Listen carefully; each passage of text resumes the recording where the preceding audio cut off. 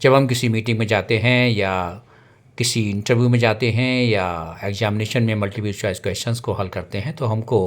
कुछ प्रश्नों का सटीक जवाब नहीं मिल पाता है, जबकि हम उसको पढ़ करके आते हैं और हमारे दिमाग में पहले से वो रहता है। जब ये नहीं होता है ऐसा तो हम बड़े परेशान हो जाते हैं, परटर्ब हो जाते हैं, दुखी हो जाते हैं। लेकिन इसमें परेशान होने की कोई बात नहीं है, इसका सलूशन हमारे पास खुद रहता है, बशर्ते कि आप उसके बेसिक्स को समझे कि ऐसे मेमोरी को कैसे रिटेन किया जाता है, कैसे उसको रिकॉल किया जाता है। इसमें विशेष तौर से हमारी पांचों सेंस ऑर्गन से जो भी हम संवेदना या जो भी संदेश ग्रहण करते हैं, और बहुत से इमोशनल जो संदेश होते हैं या डर के मारे संदेश होते हैं, वो हमारे जीवन में कभी हम नहीं भूल पाते। अगर आपने कोई गलती भी करती है तो उसको भूलना बहुत मुश्किल होता है, लेकिन इसकी प्रक्रिया क्या होती है इसको समझना बहुत ज़रूरी है। ऐसा इसलिए होता है कि हमारे ब्रेन जो है वो न्यूरॉन्स का बना होता है, और एक करीब इसमें जो है वो 100 बिलियन न्यूरॉन्स ब्रेन में होते हैं, और एक एक न्यूरॉन जो है वो 10,000 कनेक्शंस डिफरेंट न्यूरॉन्स से बनाता रहता है। और जितनी भी इन्फॉर्मेशन होती है सबसे पहले हमारी शॉर्ट टर्म मेमोरी में जाती है। ये शॉर्ट टर्म मेमोरी जो होती है वो ज़्यादा समय तक टिकती नहीं है, केवल वर्किंग मेमोरी होती है। और अगर इसी को आपने गहराई से सोच लिया, इमोशनल उसमें सोच लिया, या इसको काफ़ी ध्यान लगा के देख लिया, तो ये लॉन्ग टर्म मेमोरी में जाकर के कोडिंग हो जाती है और वहाँ पर परसिस्ट कर जाती है, रह जाती है, अपनी जगह बना लेती है। तो इस तरह से क्या होता है कि जो भी चीज़ आप देखते हो, सुनते हो, सब कुछ सेंस ऑर्गन से लेते हो, तो ये इन्फॉर्मेशन जो है वो धीरे धीरे करके स्टेप बाय स्टेप आपके ब्रेन में या माइंड में इकट्ठा होती जाती है। अब ये बहुत ज़रूरी है कि इसको मौके पर इसको रिकॉल किया जाए, रिट्रीव किया जाए, जिससे कि आपके दिमाग में अगर कोई प्रश्न आता है उससे संबंधित तो वो सामने आपके आ जाए। तो इसमें ध्यान देने वाली बात होती है कि जैसे अगर हम एग्जाम्पल लें कि जैसे मछली पकड़ने का जाल है, इसमें अगर जब जाल फेंका जाता है तो पूरा जाल जो है पानी में बिखर जाता है, और उसकी एक डोरी से जैसे जैसे हम खींचते जाते हैं पूरा जाल हमारे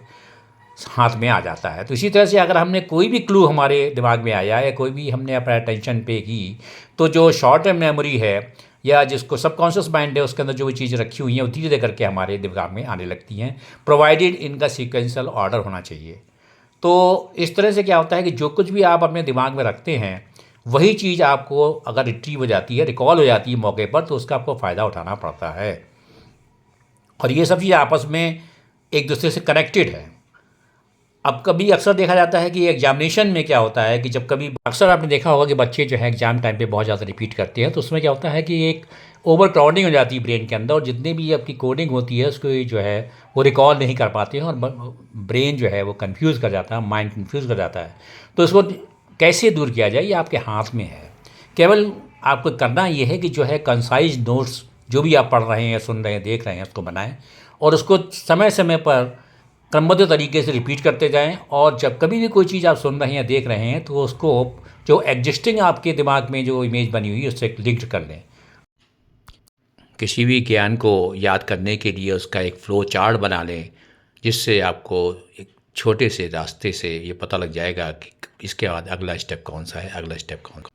यदि निबंध लिखना है या मैथमेटिक्स की या फिजिक्स का कोई प्रॉब्लम सॉल्व करनी है, तो उसके लिए स्टेप बाय स्टेप में ही चलना अच्छा होता है। और जो नॉन सीक्वेंशियल ऑर्डर होता है उसमें इसकी ज़रूरत नहीं पड़ती, क्योंकि जब कभी आप कोई भी चीज़ उठा लें उसमें बोलना शुरू कर देते हैं। लेकिन आजकल सीक्वेंशियल को ज़्यादा प्रेफर किया जाता है, जिससे कि वो स्टेप बाय स्टेप आप उसको लिखते चले जाएँ, बताते चले जाएँ।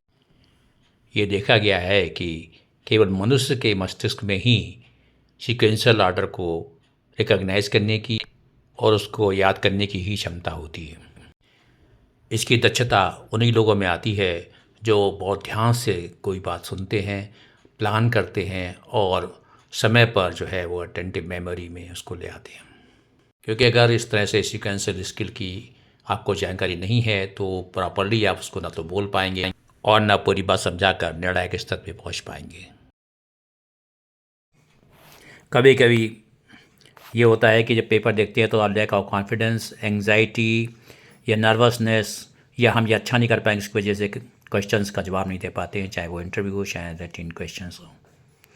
इसलिए इसके लिए सबसे बढ़िया है कि आप पहले से तैयार रहें, पूरी तरह से डिटेल में पूरा पढ़ लेंगे, तभी आपको इस समस्या का समाधान मिल जाएगा।